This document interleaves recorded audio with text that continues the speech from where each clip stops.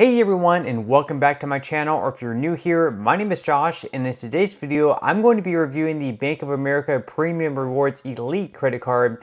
So I'll be going over the main features of this card, its pros as well as its drawbacks. So hopefully by the end of this video, you'll have a much better idea of whether or not this credit card is a good fit for you. But before we go ahead and dive into the main features of this card, if you wouldn't mind helping me out real quickly by just giving this video a like, that just helps out with the good old YouTube algorithm, and also consider subscribing to my channel if you have not already.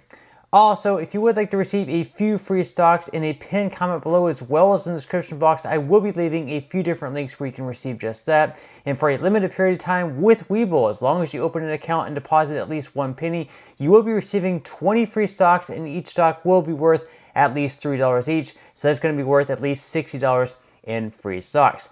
Okay, so diving right into the main features of the Bank of America Premium Rewards Elite credit card. First off, we're going to be talking about points and how exactly you can earn them. So with this card, you'll be earning 2 points per dollar spent on all travel and dining purchases. That's going to be unlimited. And then on all other transactions, you will be earning 1.5 points per dollar spent.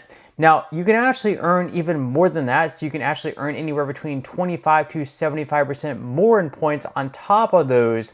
But that requires having $20,000 to $100,000 plus dollars in your Bank of America checkings, savings, or Merrill Lynch investing account. So you do definitely have to have a lot of money within the Bank of America system in order to be a preferred rewards member. But if you do, again, you are going to be earning anywhere between 25 to 75% more points with every single transaction. Now with this card, for the first year loan, there is also going to be a pretty good spend bonus as well. So as long as you're able to spend at least $5,000 within the first 90 days from account opening, you will be earning 75,000 bonus points. That is going to be a $750 value.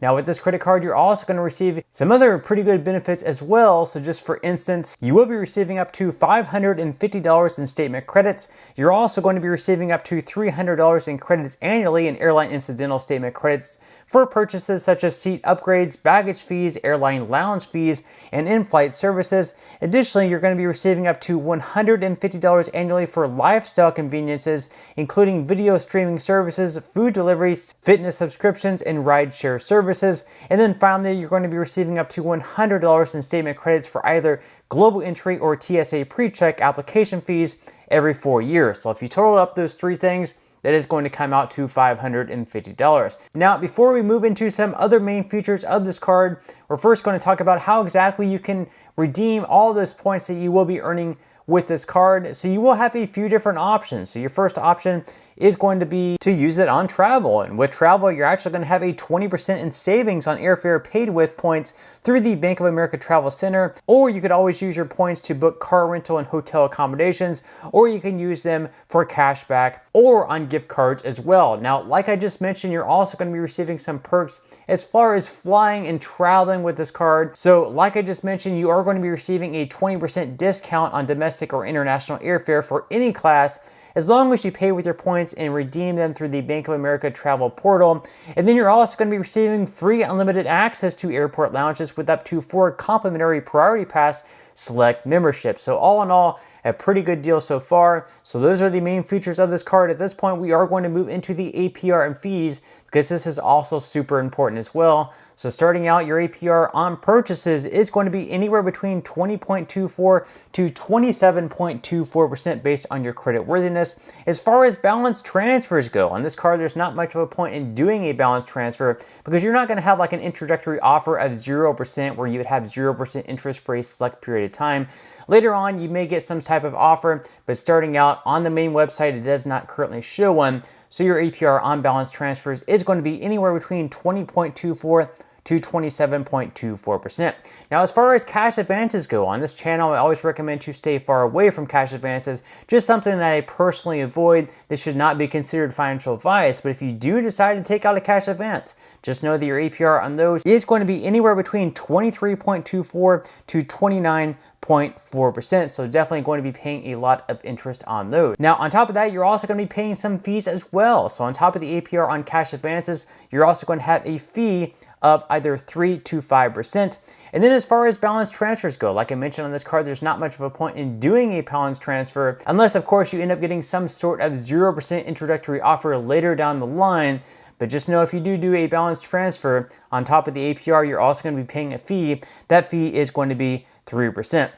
Now, on top of that, if you happen to pay late, which I would definitely avoid doing, if you do pay late, there is going to be a fee of up to $40. Now, for the first time or two, if you do happen to pay late on accident, it just slips your mind, then you could always call into Bank of America. They might be able to waive it for the first time or two, but I wouldn't really push your luck too many times past that amount.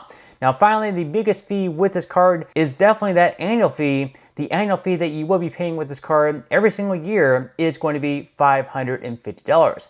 And while that may seem like a lot of money to pay for a credit card every single year, it certainly is. We're going to break down in just a second whether or not you're actually going to be coming out ahead with paying $550 every single year for this particular credit card.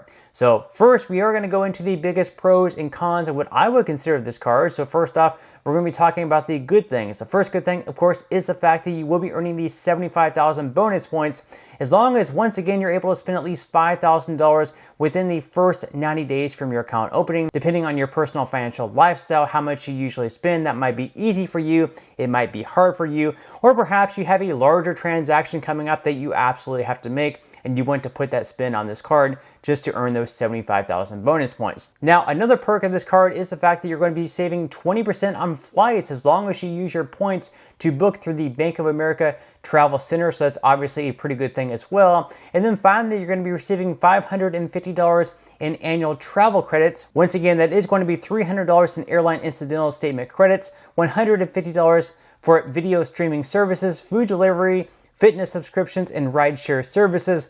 And then finally, $100 going towards global entry or TSA pre-check. So it is going to be $550 in credits the first year. And then every year after that, it's going to be $450, other than every 4 years, where once again, you are going to get the $100 in the global entry or TSA pre-check credit. So those are the good things. Now we're going to go ahead and dive into the bad things of this card. The first thing I would say is the fact that you are only going to be earning anywhere between 1.5 to 2 points per dollar spent. So once again, you are going to be earning 2 points per dollar spent on travel and dining transactions.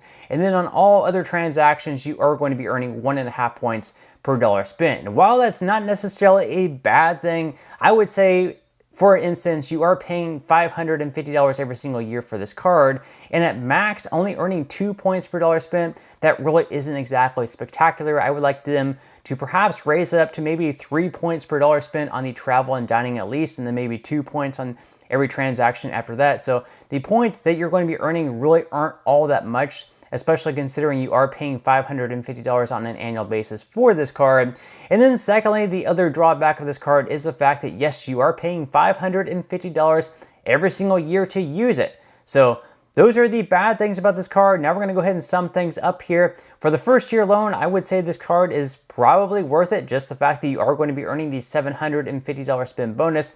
Even with the $550 annual fee, you're still coming out ahead there by $200. Then you factor in the $500 in statement credits, then you're going to be up even more. So the first year alone, you're definitely coming out ahead with this card. Now, as far as the second year moving forward, you're going to be obviously removing the 75,000 point spend bonus. So you're not going to have the $750 in cash value from spending the $5,000 within the first 90 days.